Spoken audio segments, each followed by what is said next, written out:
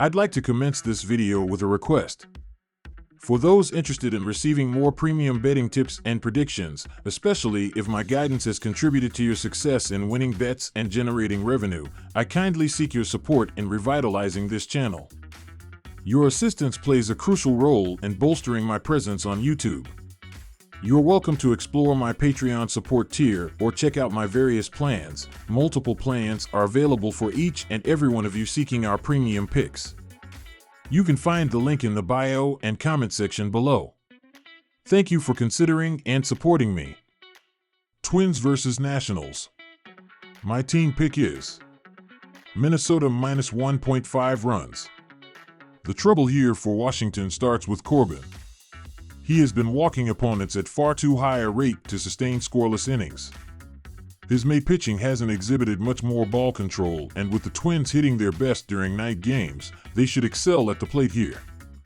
Washington is posting their weakest batting average under the lights, and fewer than half their homers are coming at home. This comes with a league worst ranking in their ability to drive runs home. Look for the Twins to get the win as road chalk. My total pick is over 8.5 runs. Neither of these pitchers have exhibited much to give confidence in their ability to limit runs. Ryan has been much more hittable in May, and we touched on how Corbin has been nothing short of erratic on the mound. With the expectation of higher walk rates here, we should see both pitching staffs under pressure, with runners often looking to advance.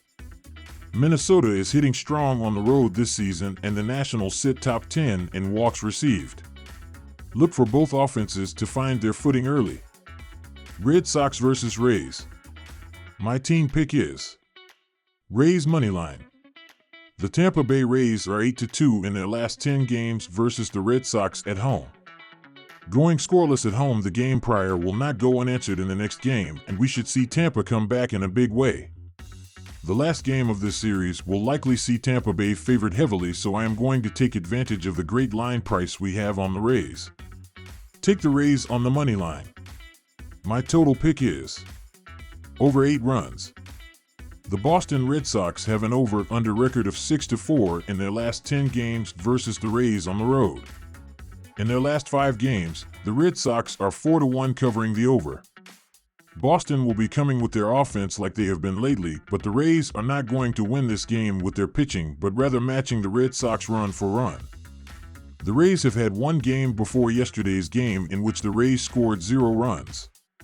After that 0-2 loss to the New York Yankees, Tampa Bay returned the next day with a 7-2 win. I am taking the over at 8. Mariners versus Yankees. My team pick is New York money line. Not only have the Yankees been terrific at home this season, they will ship Schmidt to the mound, who has been sharp over this month. He's been limiting walks, and with the Mariners sitting last in baseball in strikeout rate, he will look to keep his hot streak going. New York sits second in the league in home run rate, and they've been hitting above average in May. Seattle has been inconsistent at the plate, and with Woo's inability to rack up the Ks, he will have some trouble sorting through the Yankees lineup here. My total pick is over 8 runs. Compared to their season averages, both of these clubs are hitting above their benchmarks, and both offenses have seen an uptick in home runs as well. New York has continued to stay poised at the plate, and their second-ranked home run offense indicates their explosiveness. Seattle has been shaky at the plate, but they continue to make their hits count as they sit second in the league in their ability to drive runners home.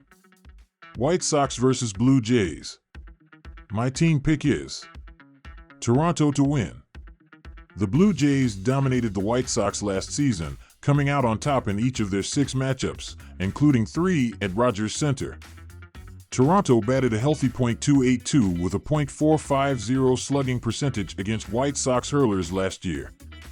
The Chicago pitching staff ranks 27th in the league in ERA on the road, so Toronto will have ample opportunity to add to the scoreboard in this contest.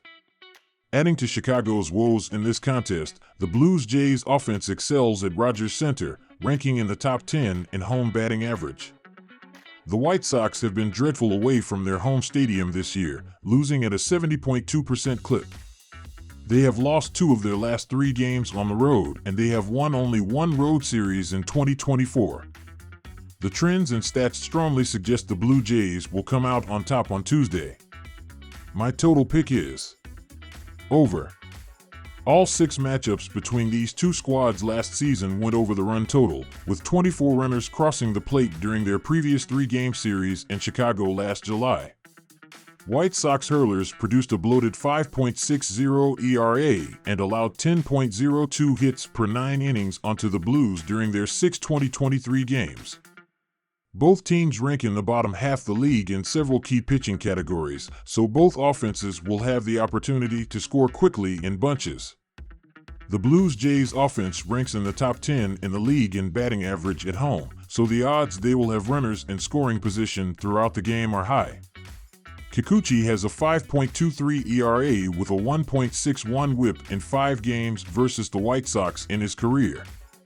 He let up 4 runs in 5 innings during this last start against them, played in Chicago last season. Most signs point to a higher scoring affair in Toronto on Tuesday. Braves versus Cubs. My total pick is Chicago to win.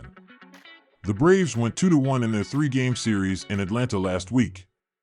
Their lone loss was the Morton abomination mentioned above. After being shut out in the first 2 games of that series, the Cubs pounced for 7 runs in that win. Chicago's offense scores a bit more at home than on the road this season, and Morton has not enjoyed the majority of his starts at Wrigley. The 40-year-old is 1-5 with a 5.86 ERA in 9 starts on the north side. This series is a good chance for the Cubs to show they belong in the conversation in the NL, and this should be the perfect game for them to start the series off on. Morton will likely fare better this time around, but I think the Cubs still have his number here, having just seen him last Wednesday. Take the Cubs. My total pick is under 10.5 runs. The Chicago pitching staff has recorded a 3.69 team ERA through 48 games, ranking 4th in the NL. The starting rotation has gone 13-11 with a 3.32 ERA and 1.22 WHIP. As a whole, the staff struck out 418 batters over 426.2 innings, while issuing 156 walks. Assad is coming off of his strongest outing of the year, allowing just 4 hits and a walk, while striking out 7 in 6 scoreless innings. The right-hander has not allowed more than 2 runs in any start this season and only 1 run or less over his last 6 efforts. He is 1-0 with a 3.55 ERA in 4 career outings against the Braves. We have ourselves a big total, even though the first 3 meetings went under and averaged a combined 5.7 runs per game. When these starters met less than a week ago, a total of 8 runs were scored. Between the two teams, there have been 52 games that have hit the under this season. In their 4-game losing streak, the Braves scored a total of 8 runs and scored 1 run in 3 straight games. They've scored 4 runs or less in 11 of their last 14 games before Monday night. The Cubs have scored 4 runs or less in 4 straight games and in 6 of their last 7. The under has hit in 4 straight games between these teams. Take the under.